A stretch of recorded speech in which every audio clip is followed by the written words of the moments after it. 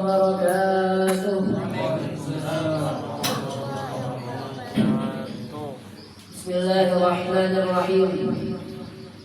الحمد لله رب العالمين، نحمده ونستعين ونستغفره ونعوذ بالله من شرور أنفسنا ومن سيئات أعمالنا. من يهده الله فلا مضل له ومن يضلله فلا هادي له. أشهد أن لا إله إلا الله وحده لا شريك له، وأشهد أن سيدنا محمدا عبده ورسوله ولا نبي بعده.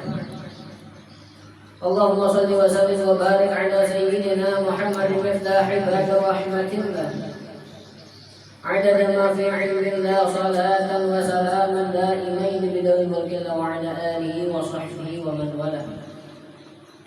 قالوا سبحانك لا علم لنا إلا ما علمتنا إنك أنت العليم الحكيم، ولا حول ولا قوة إلا بالله العلي العظيم. ربي اشرح لي صدري ويسر لي أمري واحلل عقدة من لساني يفقهوا قولي وصدق لساني واهد قلبي بحق سيدنا محمد صلى الله عليه وسلم. أما بعد. Alhamdulillah, segala puji bagi Allah Subhanahu wa Ta'ala, yang mana Allah telah memberikan kita semua taufik, hidayah pertolongan kita agar dapat berkumpul di majelis ini, yang insya Allah semoga majelis ini selalu diberkahi, dirahmati dan ridha Allah Subhanahu wa Ta'ala. Amin amin ya rabbal alamin.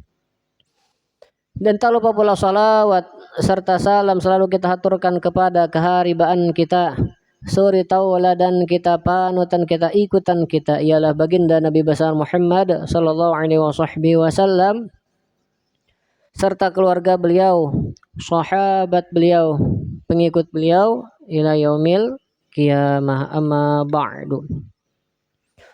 Para jemaah sekalian rahimakumullah, kita melanjutkan pelajaran kita minggu lalu di dalam kitab apa? Safinatun Najah, terjemah Safinatun Najah, panduan fikih dasar mazhab Imam Asy-Syafi'i. Langsung saja kita masuk ke dalam kitab kita tersebut. Kitab kita ini halaman berapa? Halaman 26 yalah. Halaman 26 bagian syarat sah salat yang nomor 4 yalah, menghadap kiblat. Insyaallah di situ kita lanjutkan penjelasan pada malam hari ini. Qala musannifu rahimahullah wa nafa'ana bi'ulumihi fid dharain amin. Faslun syurutu salati thamaniyatun taharatul hadatsain wa taharatu 'anil najasah fi thawb wal badan wal makan wa satrul 'aurah wal istiqbalul qiblah. Bermula ini suatu pasal menjelaskan tentang syarat-syarat sahnya salat itu ada 8. Pertama ialah suci dari 2 hadas kecil atau besar. Yang kedua suci dari kotoran yang melekat pada pakaian, pada badan dan pada tempat salat. Sudah dijelaskan. Yang ketiga ialah menutup aurat. Sudah juga. Tapi menutup aurat ini nanti dijelaskan masalah aurat itu apa di halaman 27, di sebelahnya tuh ada aurat. Nah di situ menjelaskan tentang aurat lebih rincinya nanti. Dan nomor 4 pada malam hari yang akan dijelaskan ialah syarat sahnya salat itu nomor 4 menghadap kiblat. Yang dimaksud menghadap kiblat ini apa sih? Nah, disebutkan di dalam kitab Taqriratus Sadidah karangan Habib Hasan Al-Kaf. Di sini disebutkan lebih rinci menghadap kiblat itu yajibu istiqbalul ainil qiblah inda Syafi'i. Wala yakfi istiqbalul jihah faqat alal mu'tamad. Menurut mazhab Imam Asy-Syafi'i kita nih, menurut mazhab kita Imam Asy-Syafi'i wajib menghadap ainul qiblah menurut Imam Syafi'i. Ainul qiblah itu apa? Ka'bah baikungan. Nah, di sini ada problematika kita. Dan tidak cukup menghadap jihadnya saja menurut pendapat yang mu'tamad diperpegangi kebanyakan mazhab Imam Syafi'i. Nah, di sini kita ada sedikit bingung kenapa kita di Indonesia apakah mungkin ketika sholat pas menghadap Ka'bah? Kira-kira pas lah kira-kira kita nih. Jauh benar kita kalau lah berapa kilometer ke Mekah sana.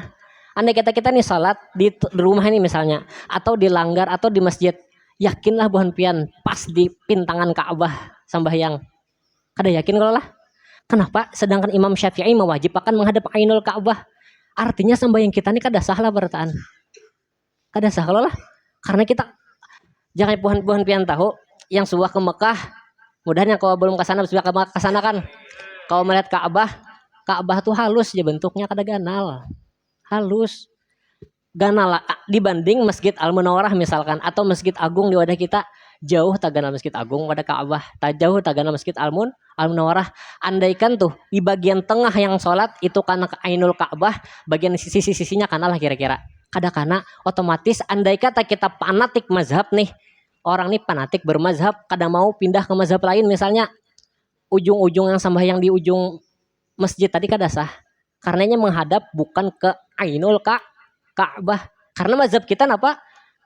Yajibu istiqbalul ainil qiblah inda Syafi'i. Wajib menghadap Ka'bahnya. Timbul pertanyaan, kayak apa Bang Ustadz ya? Kita kan ada yang sahnya kan sambayang. Nah, disinilah di antara guru ulun nama Sidin guru Karim biasanya kami nyambat di Pampes Nur Muhibin tuh kita nih jangan fanatik mazhab. Amun kawa jangan fanatik mazhab. Contohnya kenapa kayak nih? Contoh orang fanatik mazhab nih ngalih benar urusannya.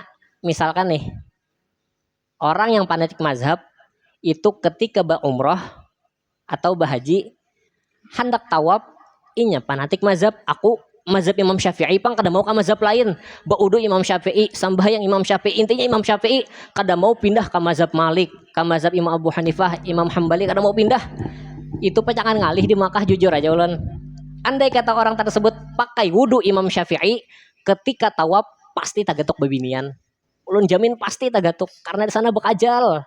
Andai kata tagatuk batal baudu pulang, kada sawat seputaran baudu pulang lah. Kalapahan ya kalau lah. Maka karena itu amun kawa kita jangan sampai fanatik bermazhab.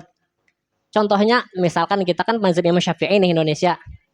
Ketika sampai ke Mekah kita boleh bahkan dianjurkan pindah mazhab Imam Malik. Imam Malik itu baudunya kayak biasa tapi kepala wajib sabijian.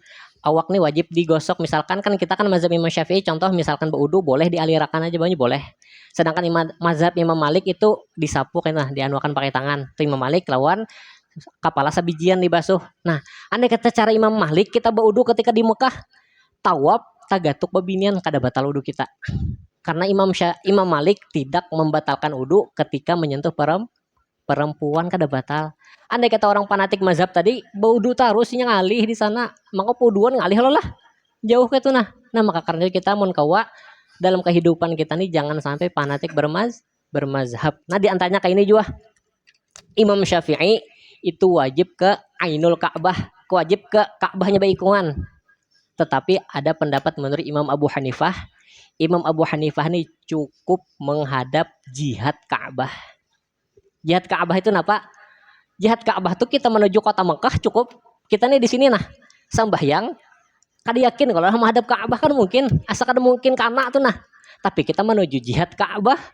Jihad Ka'bah tuh ya menuju kota Mekahnya. Sah kita sambahyang. Itu menurut Imam Abu Hanifah. Timbul lagi pertanyaan biasanya ada batakon nih macam-macam. Sebelum batakon jawab dulu. Kayak apa Bang Ustadz ya?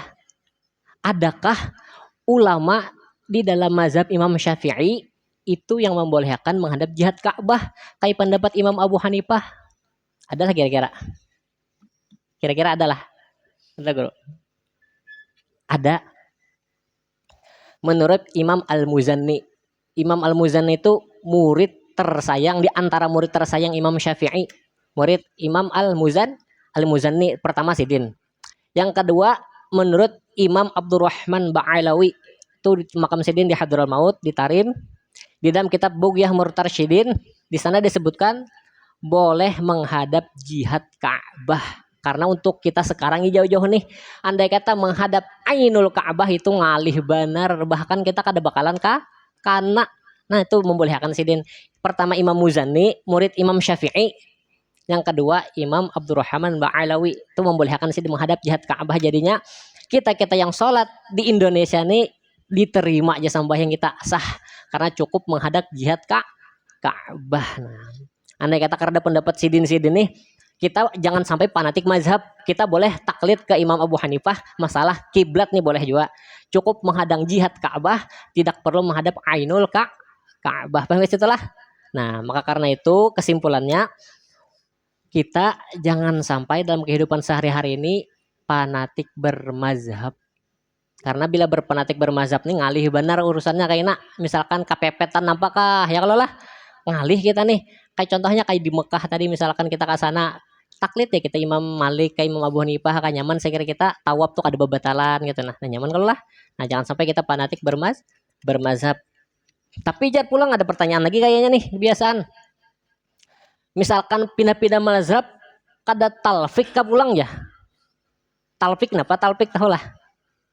Talfik itu mencampuri mazhab tuh kada boleh juga dilarang dalam agama kita. Talfik namanya. Talfik itu mazhab Imam Syafi'i dicampur mazhab Imam Malik. Dicampurnya kayak itu nah. Itu yang kada baik. Bila dasar mulak kepepet uzur contohnya kayak kita ke Mekah tadi kan ngaran supaya mempermudah kita taklid Imam Malik betunggal jangan baca campur itu boleh ada talfik namanya. Tetapi ini dalam satu perbuatan contohnya kayak wudu di dalam satu wudu Imam Malik ada Imam Syafi'i ada Imam Abu Hanifah ada dicampurnya nang itu tuh talfik namanya kada boleh dilarang dalam agama Islam dalam agama kita dilarang. Contohnya kayak ini biar mudah. Talfik tuh contohnya supaya kita nyaman memahami tentang wudu. Misalkan nih berwudu. Imam Syafi'i ketika berwudu itu wajib baniat wajib kalau lah.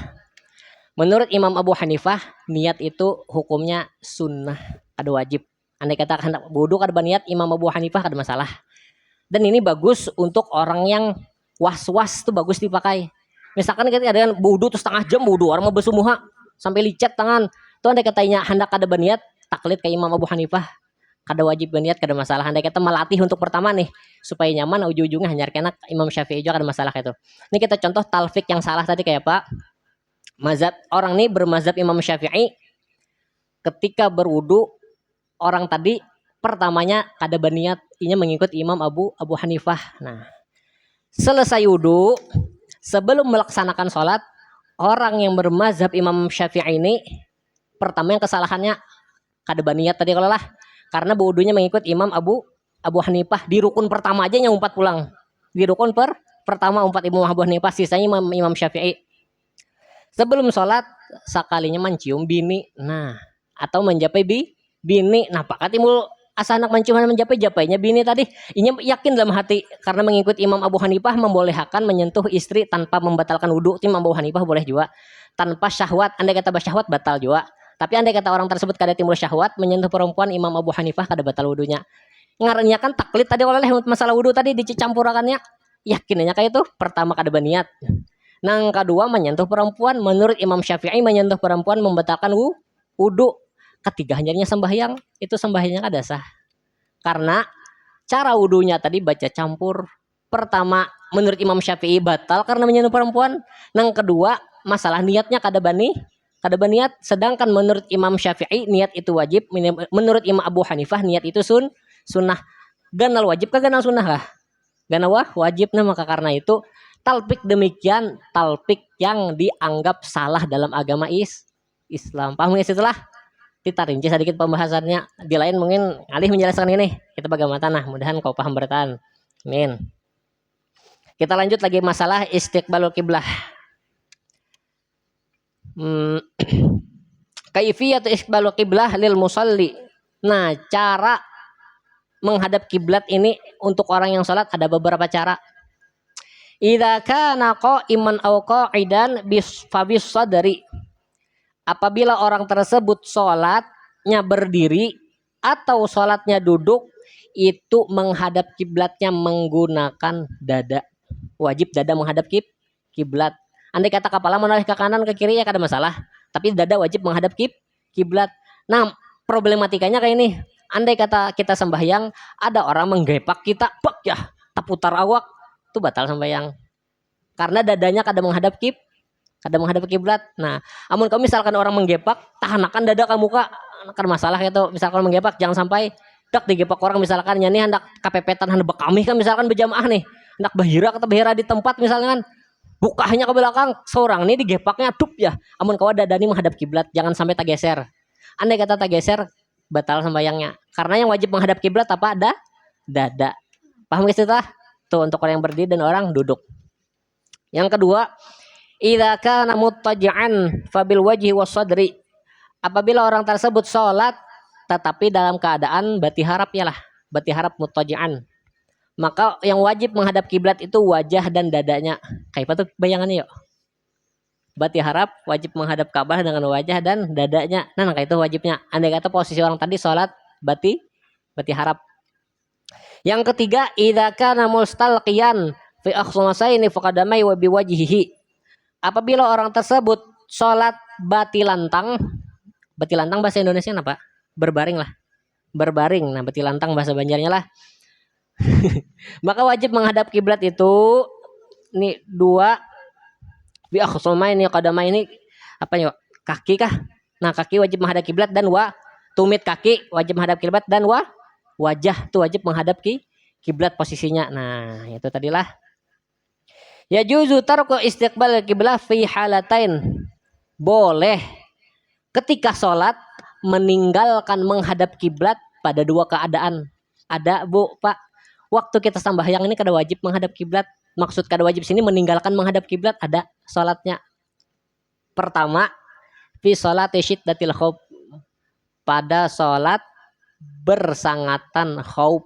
Khauf nu kayak waktu berkecamuk perang bahasa kitanya bahari itu. Kan orang perang itu kan kayak di Palestina misalkan kan kayak di Palestina bang lah orang-orang bahari itu orang-orang kayak zaman Rasulullah kan berperang pakai pedang lo lah. Nah waktu berkecamuk pedang nih berkecamuk perang masuk sampai yang zuhur Allahu Akbar ya saja menimpa surang kan masalah. Walaupun menghadap kiblat kada permasalahan karena wasyid datil khauf bersangatan khauf tuh kayak takut lah. Ketakut tuh ya dalam perang biasanya kayak itu di dalam perang kada masalahnya menghadap kiblat kada langsung Allahu Akbar ya bacanya Al-Fatihah bacanya surah pendek hanya doa ruku aja kada masalah lagi karena syiddatil khauf di keadaan perang tadi itu pertama. Yang kedua nih kalau kita gawi yang kedua kita kada wajib menghadap kiblat itu fina filatis safaril mubah sawaun akana safaran tawilan aw qasiran wa taratan yakunu masyan wa taratan yakunu rakiban.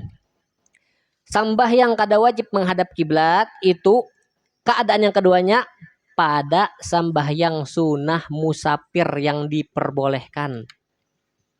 Sama adalah musafir tersebut musafir jauh, nang kayak kita dari sini ke Banjarmasin misalkan jauh kalau lah atau ke Mekah misalkan atau musafir pendek kayak dari sini ke Ampah misalnya kada masalah sembahyang sunnah yang bolehkan kayak sunnah apa sunnah misalkan sembahyang duha kah apa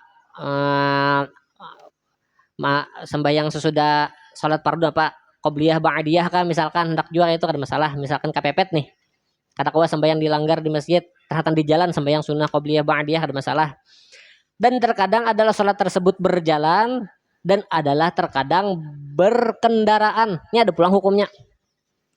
Fa idza kana masyan yajibul istiqbalul qiblah fi arba'ati arkan.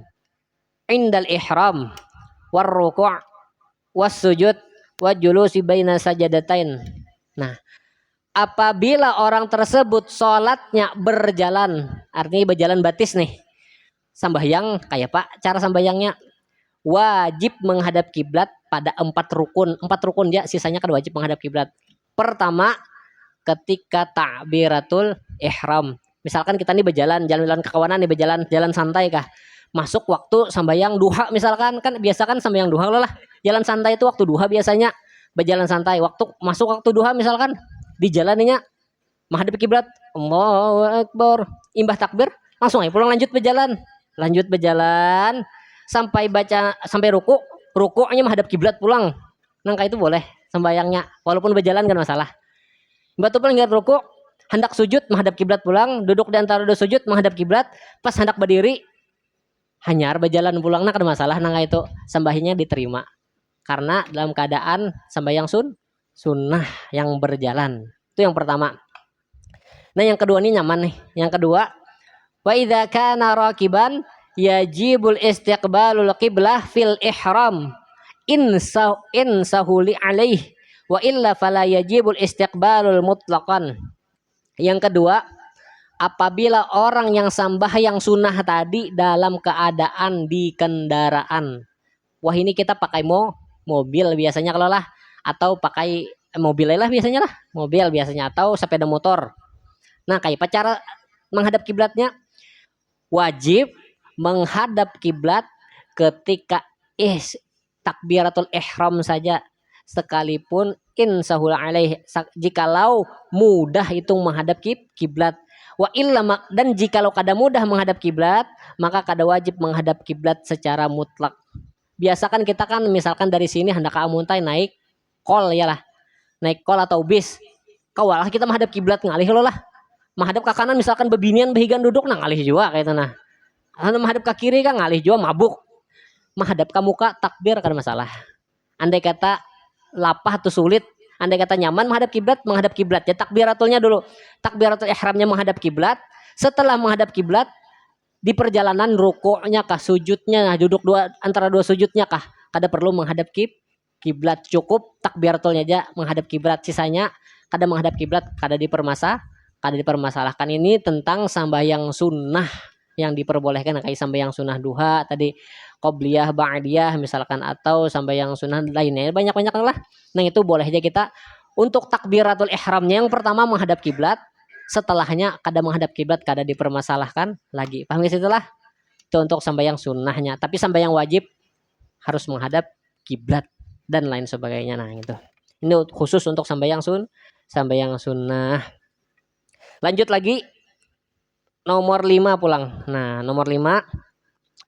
Apa nomor 5? Syarat sah salat wadukhulul waqti.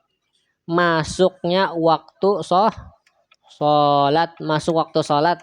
Nah, kita ini nyaman masuk waktu salat itu kada perlu melihat matahari. Kalau lah orang dahulu itu melihat waktu salat tuh melihat misalkan nih pohon ada segini bayangannya tak geser.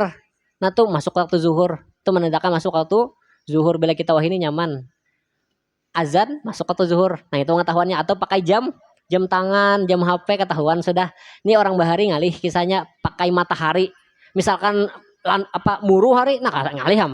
Kayak mana tahunya waktu masuk waktu zuhur kadanya. Misalkan hari hendak hujan, kan pakai matahari nih. Orang dahulu ngalih. Nah maka karena itu orang dahulu tuh ada namanya ijtihad. Ijtihad itu mengira-ngira masukkah kada waktu sambayang zuhur nih. Kita ini nyaman alhamdulillah, ada azan, ada pakai jam tangan, bahkan ini ada aplikasinya kayak aplikasi NU gitu loh tuh, berbunyi misalkan waktu zuhur ajannya. Nah ketahuan ini nyaman kita.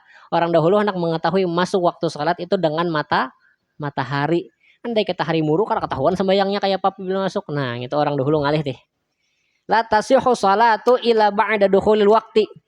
Kada sah sembahyang, tidak sah salat kecuali sesudah masuk waktu.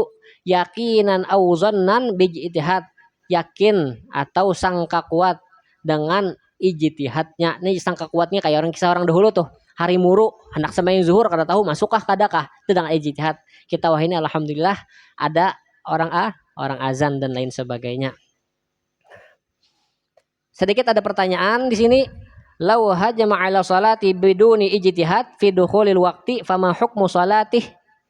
Jikalau orang tersebut melaksanakan atas salat dengan ketiadaan berijtihad pada masuk waktunya, maka apa hukum salatnya? Ini kisah orang dahulu.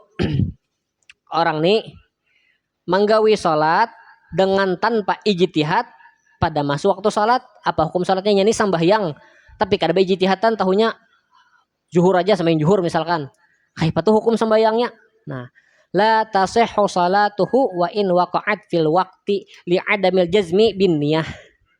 Kada sah sambahyang orang tersebut sekalipun jatuh itu salat di dalam waktunya karena ketiadaan yakin hatinya dengan niat salat tersebut. Ini kan karena pakai ijtihad kalau lah. kisah orang dahulu nih, lain wah ini kita nyaman ada azan. Kisah orang dahulu tuh inya nih timbul hari muru misalkan. Inya yakin kada perlu ijtihad waktu masuk waktu zuhur nih. Sudahnya Allahu Akbar sembahyang zuhur. Imbas sembahyang zuhur. Nah, maka sembahyang zuhurnya tadi kada sah sekalipun emang masuk waktunya. Karena apa? Karena hatinya kada yakin. Karena inya sambahyang tanpa ijtihad tadi. Nah, orang dahulu pak ijtihad, wah ini kita alhamdulillah kada perlu ijtihad, sudah ada orang azan dan ada pengingat salat. Tuh ruku syarat sah salat yang kelima. Sedikit lagi yang keenam, wal ilmu bil fardhiyatihi, dan mengetahui fardu salat, harus tahu yang mana yang fardu, yang mana yang sunnah. Itu maka kita mesti belajar nih masalah rukun-rukun salat, yang mana yang fardu, yang mana yang sunnah, karena ini termasuk syarat sah salat juga. Nah,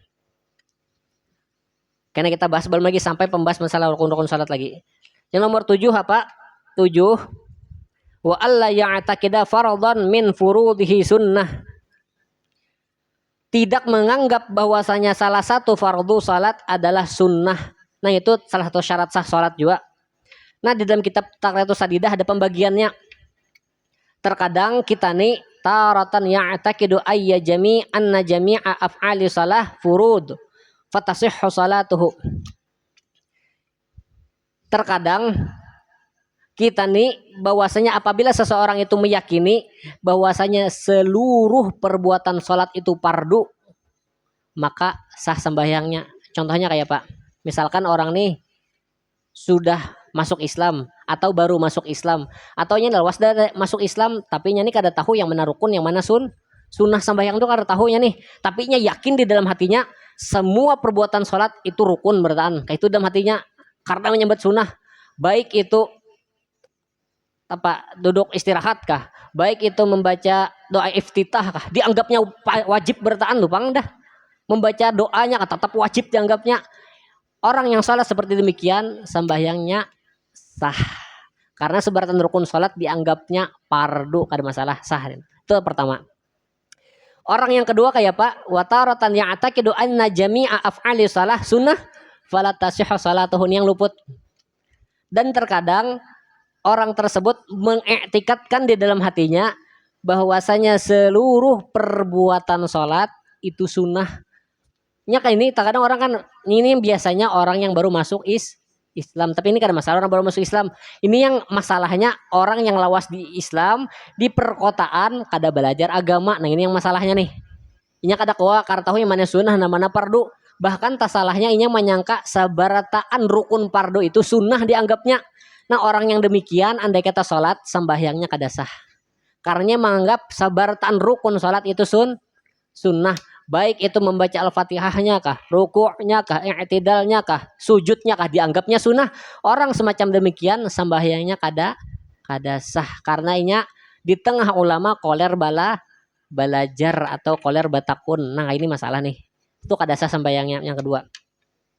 Yang ketiga, wataratan ya'taqidu anna fi shalat furudan wa sunanan walakin la yumayyizu bainahun fatasihhu salatuhu idza kana 'amiyan wa amma idza kana 'aliman fatasihhu 'inda Ibnu Hajar khilafan lil Ramli. Dan terkadang juga seseorang itu mengiktikadkan bahwasanya di dalam salat itu ada fardu, ada sunnah.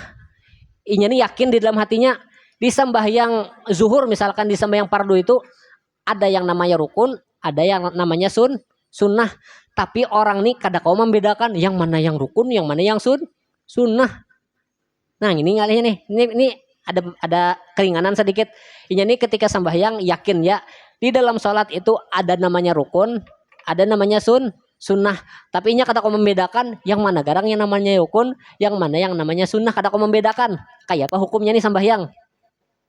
Maka sah salat orang seperti itu apabila orang tersebut amian. Amian itu bahasa wahininya kan kayak orang yang buta huruf lah, kayak orang di pegunungan jauh dari ulama kayak itu. Nah, itu diujurakan. Jadi ini kada kau membedakan yang mana yang fardu, yang mana yang sunnah. Idza kana amian kada masalahnya nih, sembahyang tetap sah. Dan wa amma idza kana aliman, dan adapun apabila ada orang tersebut aliman, Yang maksud di sini alim nang kayak mana? Yang dimaksud alim di sini ialah huwa manishtaghala bi talabil ilmi waqtan fil adati yumkinu fih tamyizul furudus salat an sunnaniha. Orang yang menyibukkan diri untuk menuntut ilmu pada suatu waktu pai adat, artinya orang yang di tengah kota nih, bahasa kita wah ini orang yang di tengah kota kawa belajar lawan ulama. Nah itu termasuk alim juga Jarsidin, termasuk alim. Maka orang tersebut apabila kada kawa membedakan ketika sholat, membedakan yang mana fardu sholat, yang mana yang sunnah sholat, orang tersebut di sisi menurut Imam Ibnu Hajar sembahyangnya tetap sah. Tetapi menurut Imam Ramli sembahyangnya kada sah. Ada perselisihan ulama di sini. Karena orang yang berada di tengah kota, di sekeliling ulama, kada batakun, kada belajar, orang tersebut dianggap lalai. Ya kalau lah, karena di tengah ulama napa kada batakun, napa kada belajar tuh dianggap lalai. Maka karena itu ada hukumnya beda daripada orang amiyah tadi. Amiyah tadi di pegunungan karena ada tuan guru kalau lah ngalih batakun non siapa. Nah, orang yang semacam ini menurut Imam Ibnu Hajar sembahyangnya tetap sah, tetapi menurut Imam Ramli sembahyangnya kada sah.